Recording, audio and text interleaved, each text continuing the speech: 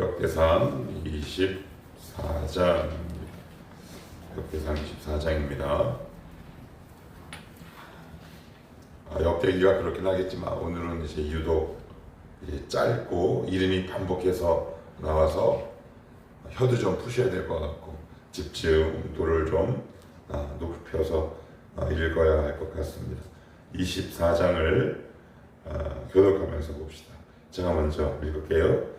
아론 자손의 계열들이 이러하니라. 아론의 아들들은 나답과 아비후와 엘르아살과 이다말이라.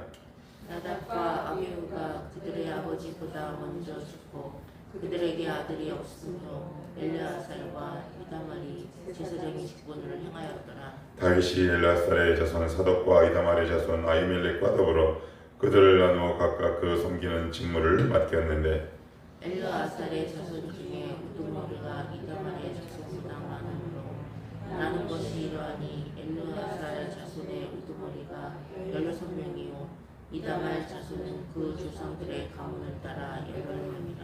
이에 제비포와 피차의 차등이 없이 나누었으니 이는 성전의 일을 다스리는 자와 하나님의 일을 다스리는 자가 엘르아살의 자손 중에도 있고 이다말의 자손 중에도 있음이라.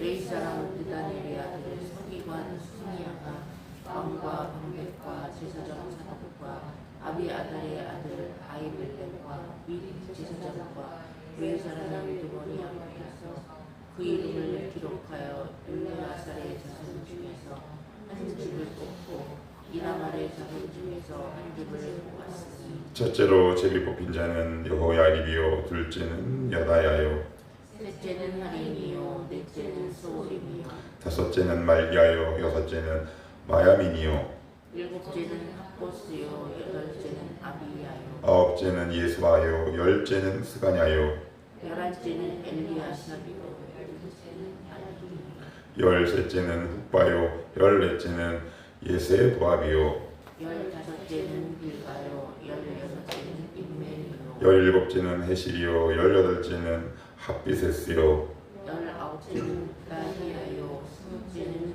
여헤스벨이요 스물한째는 야길이요 스물둘째는 가물이요 스물셋째는 들리야요 스물넷째는 마시야요. 이와 같은 직무에 따라 여호와의 성전에 들어가서 그의 아버지 아론을 도왔으니 이는 이스라엘의 하나님 여호와께서 명하신 규례더라. 레위 사람 중에 남은 자는 이러하니 아므람의 아들 중에 수바엘이요 수바엘의 아들들 중에는 예드야요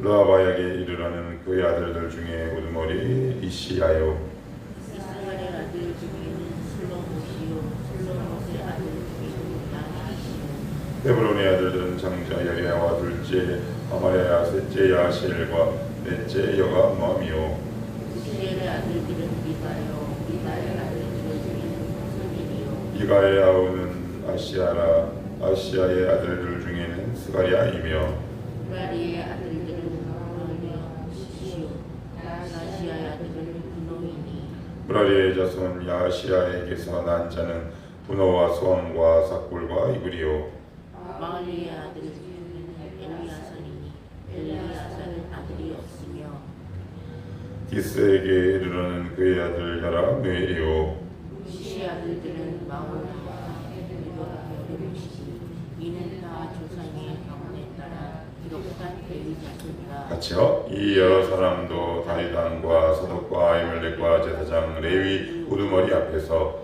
그들의 형제 아론 자손처럼 제비 뽑혔으니 장자의 가문과 막내 동생의 가문이 다름이 없더라. 아멘. 이거 읽어보시면 이게 무슨 의미인지 혹시 아시겠어요? 다 같이 모르시겠죠? 예. 이제 어제 내용을 조금 이해하셔야 돼요. 어제 우리 24반열 이야기했습니다.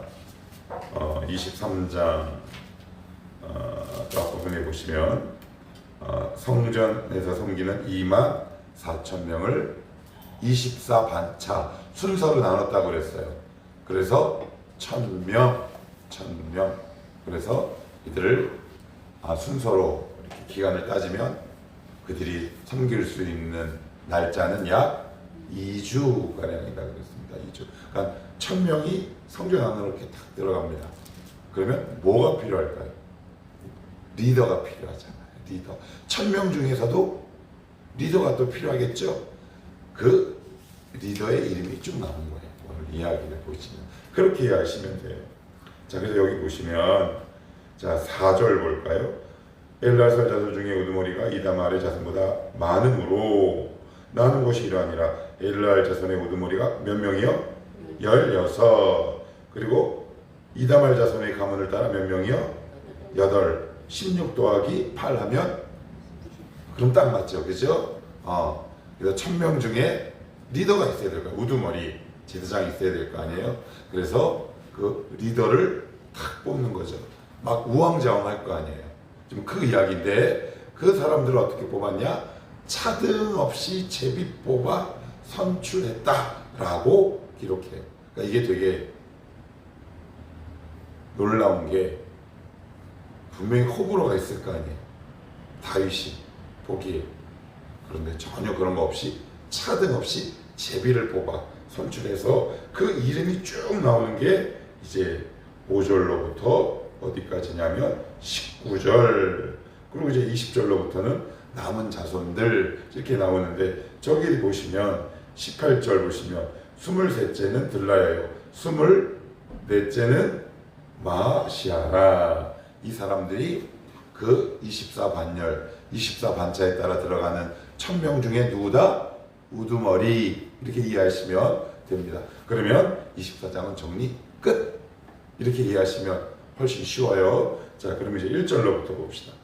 아론 자손의 계열들이 이러하니라. 아론의 아들들은 나답과 아비와 엘르아살과 이다말. 여기 보시면 아론에게는 4명의 아들이 있었대요. 누구요? 나답과 아비와 엘르아살과 이다말. 그런데 나답과 아비는 죽지요. 죽습니다. 레위기 10장에 가면 죽어요. 여호와가 명하시지 않은 다른 불을 드렸다라고 해요. 근데 여기 보시면 2절 중반절에 나답과 아비유가 그들의 아버지보다 먼저 죽고 그들에게 아들이 없으므로, 아버지보다 어떻게 죽어요? 먼저 죽고. 나답과 아비유는 아들이 없었어요. 그러니까 박복한 거예요. 박복한 거. 그러니까 고대 근동 사회에서 지금도 역시 이 가치는 큰 차이가 없지만, 이 고대 근동은 이게 명예사회라는 말이에요. 이게 무슨 얘기? 여러분 혹시 이런 얘기 들어보셨어요? 명예살인? 이게 무슨 얘기냐? 지금 이슬람권을 기반으로 하는 중동 그 언저리에서는 아들이나 딸이 집안의 명예를 어지럽히면 아버지가 죽이게 돼 있어요. 얼마 전에도 세계는 지금인가 그런 프로그램에 나왔던 적이 있어요. 그러니까 이게 얼마나 중요하냐면, 그 당시 고대 근동의 아버지들에게 이 굉장히 명예와 수치. 그래서 어떤 학자는 이렇게 얘기해요. 고대 근동은 수치의 문화다. 이게 무슨 얘기냐? 수치와 명예를 당하고 상하는 것을 가장 중요한 문화로 생각을 했다. 그런데 아버지보다 아들이 먼저 죽어. 그러니까 명예가 땅에, 누가? 아버지의 명예가 땅에 떨어진 거죠. 형제들의 명예가 땅에 떨어졌는데 더군다나 뭐도 없어? 자녀도 없어. 그러니까 이건 우리는 이걸 되게 큰 박복의 대명사로 보는데 그렇지 않다라는, 그보다 더 근본적인 문제가 있음을 레위기는 이야기하고 있어요. 레위기 10장으로 갑시다. 레위기 10장. 레위기 10장입니다. 자, 159페이지입니다. 159.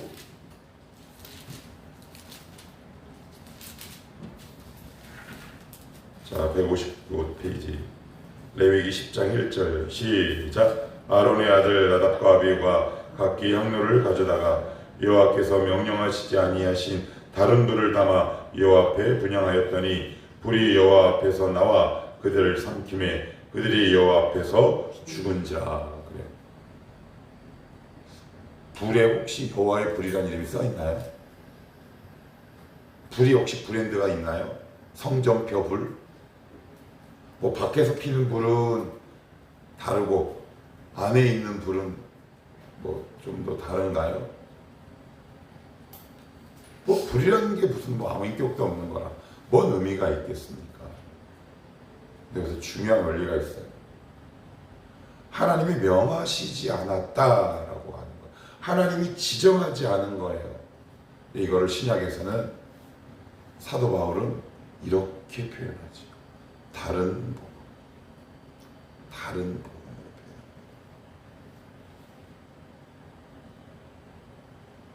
그 당시에 십자가에 달린 수많은 죽어가는 사람이 있어요. 십자가에 달려서 죽은 예수 그리스도와 다른 사람의 그 차이가 뭡니까?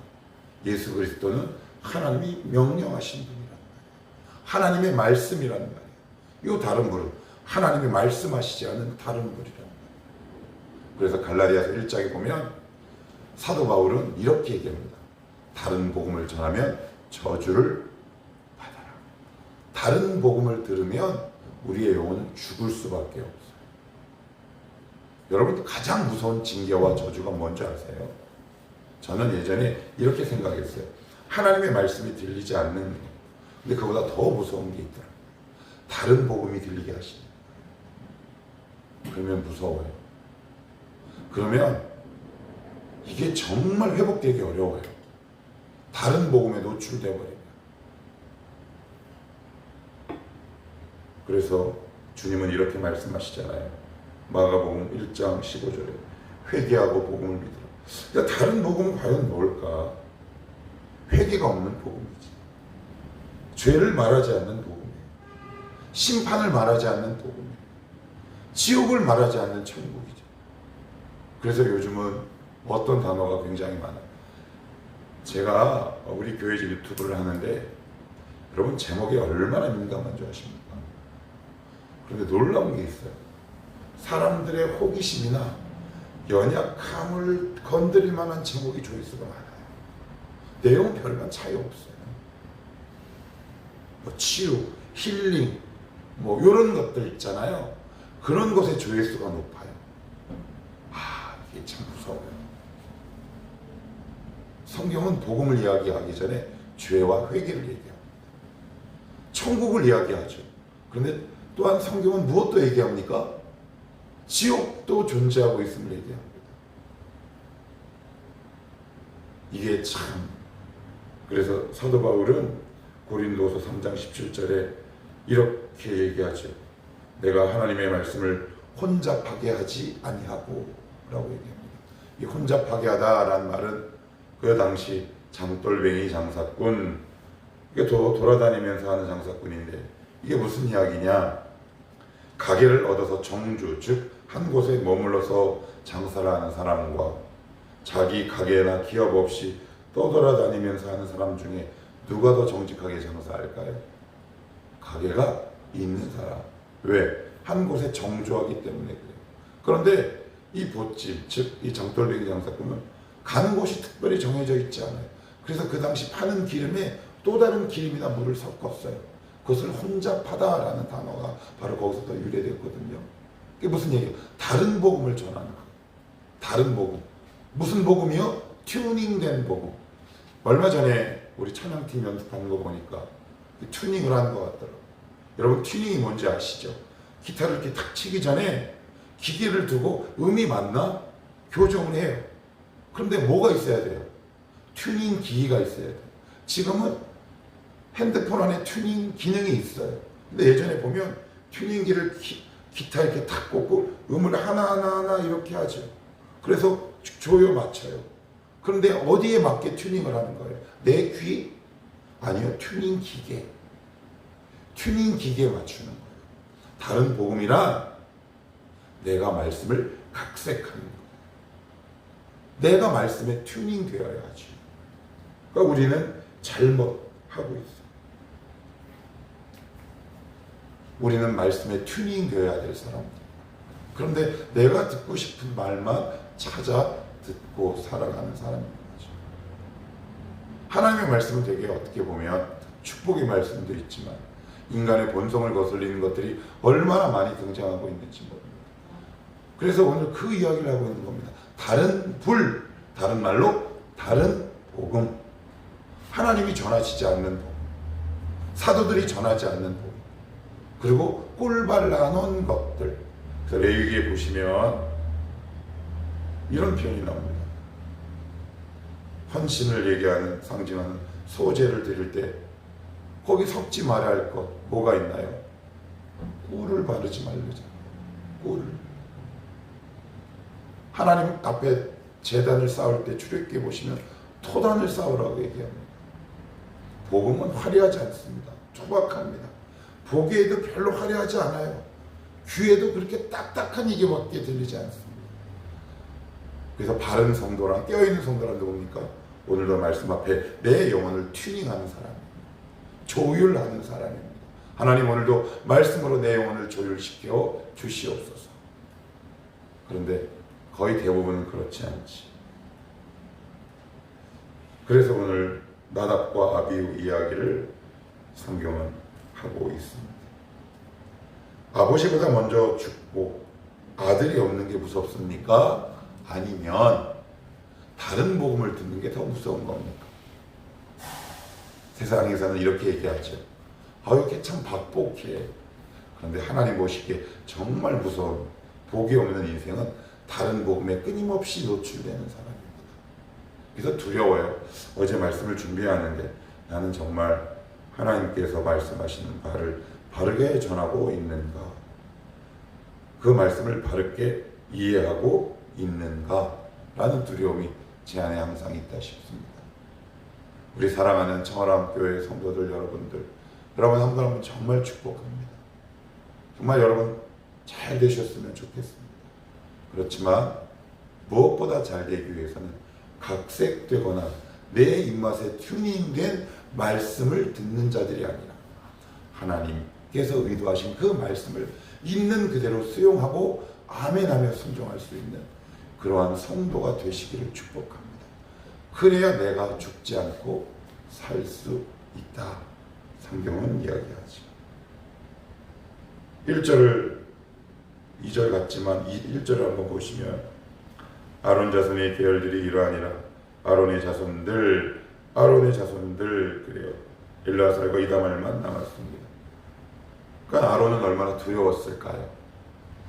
장남과 차남이 죽었잖아요. 그죠? 장남과 차남이 죽었어요. 그러면 아론은 어떤 생각을 할까요? 와, 하나님을 섬기는 것이 한편으로는 감사하기도 하지만 두렵기도 하겠죠. 그런데 아론은 사실 대제사장으로서 결격 사유가 있는 사람이에요. 왜요? 출애굽기 32장의 금송아지 사건. 백성들이 시내산에 올라간 모세를 기다리다 나 진짜 이렇게 얘기합니다. 우리를 인도한 그 인간은 어디 있느냐? 백성들의 소요와 소란이 일어나니까 나중에 집에 가서 한번 읽어보시겠어요? 아론이 어떻게 하냐면 너희들이 갖고 있는 금고리를 가져오라. 그 손수 금송아지를 만들고 이렇게 얘기합니다. 이 금송아지가 너희를 인도하여 낸 너희 하나님 여호와다. 이렇게 얘기합니다. 대제사장으로서 탈락이 돼야 될까요? 안 돼야 될까요? 돼야 되죠. 근데 이름이 있네요. 그리고 자식 교육도 썩 잘 시킨 것 같지 않네요. 치명적인 약점을 갖고 있지 않습니까? 그런데 하나님은 그것을 묻고 아론에게 대제사장직을 끝까지 맡깁니다. 이게 바로 은혜라고 얘기하죠. 은혜의 은혜됨입니다. 저는 결격 사유가 참 많은 사람입니다. 부족한 사람이죠. 가끔 가다가 이렇게 얘기하면 성도분들 가운데는 이제 이렇게 이해하시는 분들이 있다 싶어요. 에이, 목사님 립서비스죠. 목사는 좀 남다르죠. 아니요. 여러분보다 훨씬 악하고요. 여러분들보다 훨씬 나쁜 놈들이 많습니다. 그러나 하나님의 은혜로 가는 겁니다. 오해하지 마십시오. 그렇다고 해서 윤리적이고 도덕적인 범죄를 계속 지어도 좋다라는 어리석은 말을 하고 있지는 않습니다. 그런 뜻으로 얘기하는 건 아닙니다. 하나님이 저의 허물을 가려주셨기 때문에 그래요. 그래서 하나님께서 어떤 한 영혼과 그리고 한 목회자를 세우실 때 어떻게 세우시냐면 이렇게 세우시더라고요. 그 사람에게 어떤 선과 어떤 거룩한 의도 남아있지 않음을 그 인생을 통해 깨닫게 하세요. 그래서 제가 이런 말 드리죠. 저는 좌절할 권리도 없다. 왜? 제가 인간이나 저도 뭐 약간의 이건 있어요. 그런데 지금은 특별히 좌절이 별로 잘 안 돼요. 믿음이 좋은가비요? 에이, 뭘 몰라도 한참 모르시네. 아니요, 이미 그리스도 안에서 저는 좌절이 끝났어요. 왜요? 그 좌절에 찾아오신 하나님을 만났기 때문에 그래요. 여러분, 깊이 좌절하십시오. 그러나 거기서 십자가를 만나셔야 합니다. 그래야 이렇습니다. 저의 경험을 보면 저는 저에게 깊이 빠져있던 사람이었어요. 저의 모습을 보며 이제 난 희망이 없구나. 우리 때로 그럴 때 있잖아요. 반복되는 죄 때문에, 아니면 잘 치유되지 않는 나의 죄악 때문에 나 같은 게 뭐 할 수 있어요? 저는 없었을까요? 예, 있었습니다. 내 뜻대로 되지 않는 내 안의 정욕들 때문에 하나님 앞에 얼마나 이 길을 때려치고 싶다고 얘기했는지 모릅니다. 그러나 하나님은 더 이상 절망할 것 없는 그 자리에 저에게 찾아오셔서 저를 일으키시고 오늘날 이렇게 예쁜 청아람교회 성도들을 섬기는 목사로 저를 세우셨습니다. 그래서 저라는 인간을 보시면 이렇게 이해하시면 됩니다. 저의 이 앞에 판을 딱 가리고 은혜됨. 아론도 봐도 그렇습니다. 여러분, 좌절할 게 남아 있으셨어요? 예, 마음껏 좌절하십시오. 거기에 하나님이 찾아가십니다. 마음껏 정죄하셔도 좋습니다. 정죄하지 말라 그랬는데 마음껏 넘어지셔도 좋습니다. 여러분들을 향해 깊이 좌절하십시오. 나는 더 이상 쓸모가 없구나. 그 지점에 우리 주님이 찾아가십니다. 아론의 아론됨, 다윗의 다윗됨, 아브라함의 아브라함됨. 아론의 것과 어떤 차이가 있겠습니까? 너무나 치명적인 사건 아닌가요? 대놓고 금송아지를 만들었다면, 그런데 하나님은 그를 끝까지 대대장으로 세우신다. 마지막 하나 더 보시면 5절 봅시다. 5절 시작. 이에 제비뽑아 피차에 차등이 없이 나눴다. 그래요. 10,000명을 다시 섬길 수 있는 리더를 뽑는데 어떻게 뽑았다? 차등이 없다. 그래.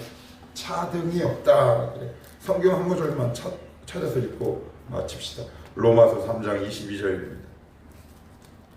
로마서 3장 22절.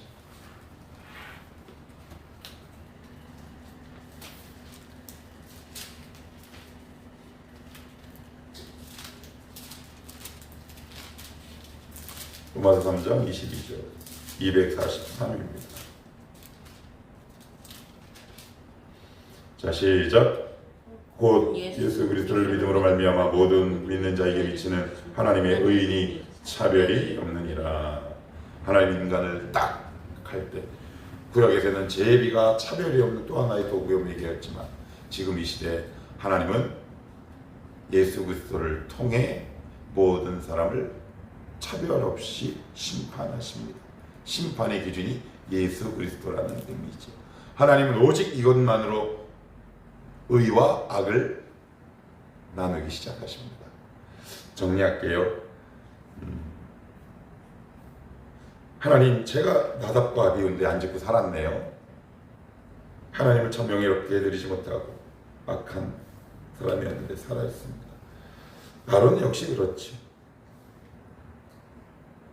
여러분, 부탁. 성경은 이렇게 얘기하죠. 다른 복음 좋아하지 말아라. 말씀에 너의 인생을 튜닝하는 삶을 살아라. 그럴 때 변화가 일어나요. 정말 하나님 말씀 앞에 딱 서시면 내 안에 변화가 일어나는 이런 경험을 우리 청하는 모든 식구들이 하실 수 있기를 축복합니다. 하나님,